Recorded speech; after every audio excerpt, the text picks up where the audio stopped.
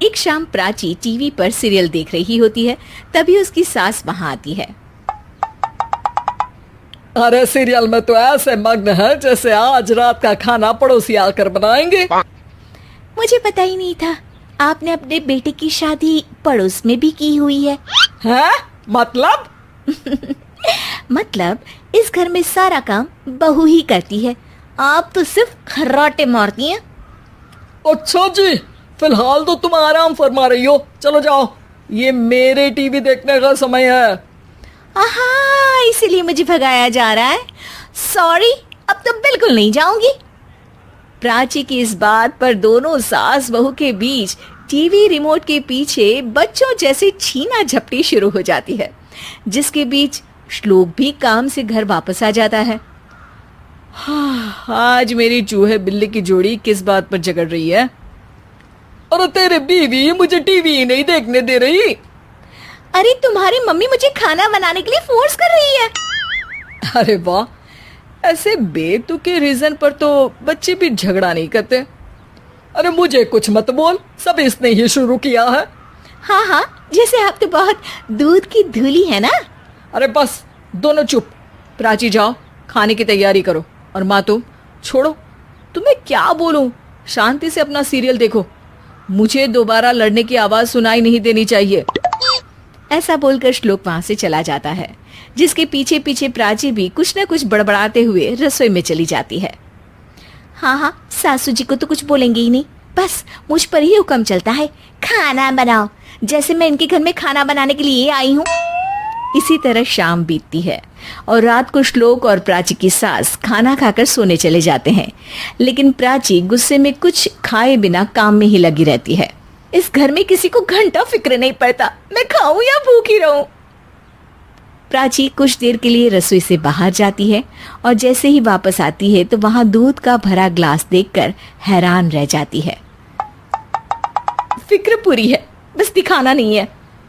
प्राची दूध पीकर सोने चली जाती है और अगली सुबह एक बार फिर सास बहू का कार्टून नेटवर्क स्टार्ट हो जाता है। ये तुमने ही किया है।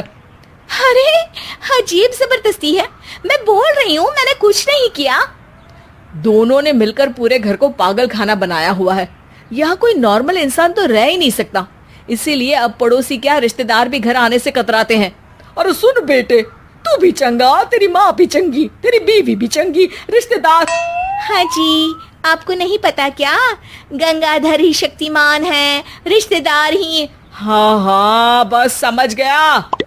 कभी जानवरों जैसे लड़ेंगी तो कभी जुगलबंदी करेंगी। भाई मैं आप दोनों के बीच में नहीं फंसना चाहता। सास बहू की इस मनमौजी जोड़ी से परेशान होकर श्लोक अपना सिर खुजलाता वहां से चला जाता है। चलो अब मैं भी कीर्तन में जा रही हूँ।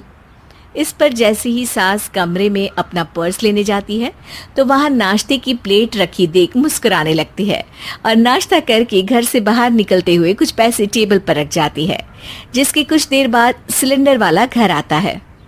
ओ मोरी मैया, मैं सिलेंडर के बारे में तो बिल्कुल भूल ही गई थी।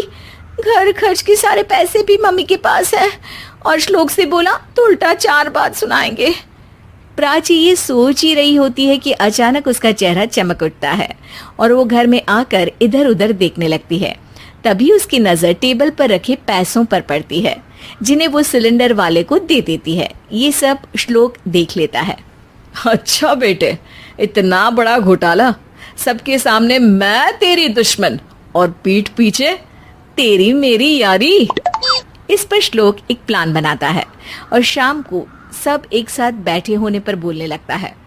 माँ, तुम दोनों की बहुत लड़ाई होती है, इसलिए मैं सोच रहा हूँ कि प्राची को उसके घर छोड़ाऊं, इससे वो भी खुश रहेगी और तुम भी। अचानक श्लोक की ये बात सुनकर सास बहू शौक से उसकी तरफ देखती हैं।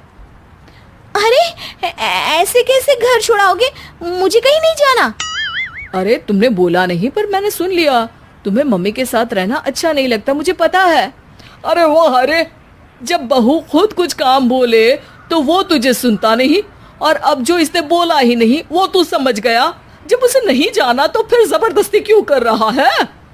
अच्छा, फिर आपको मौसी के घर छोड़ाता हूँ, बस अब आप दोनों एक घर में एक छत के नीचे नहीं रह सकती। मैं इस टॉम एंड जेरी की जोड़ी को और नहीं झेल सकता। है? ऐसे कैसे नहीं रह सकते? तुम्हें इतनी दिक्कत है तो तुम्हारा बोरिया बिस्तर पैक कर देती हूँ, लेकिन मम्मी जी कहीं नहीं जाएंगी। बिल्कुल यही सुनना था मुझे। अगर दोनों में इतना ही प्यार है फिर हर वक्त ये लड़ाई का नाटक क्यों करती हो? देखा मैंने कैसे माँ किचन में दूध रखती है और तुम उनके लिए कमरे में नाश्ता रखती हो, और कैसे वो पहले ही तुम्हारी दिक्कत समझकर घर में पैसे रखकर बाहर जाती है। अरे भाई, इतना ड्रामा तो डेली सोप में भी नहीं होता जितना तुम दोनों ने इस घर में फैलाया हुआ है। तू हमें टॉम एंड जेरी बोलता है ना, तो याद कर वो दोनों भी एक दूसरे को बाहर वालों की बुरी नजर से बचाने के लिए हमेशा सबके सामने लड़ते थे, लेकिन अकेले में दिक्कत के समय मदद भी तो करते थे।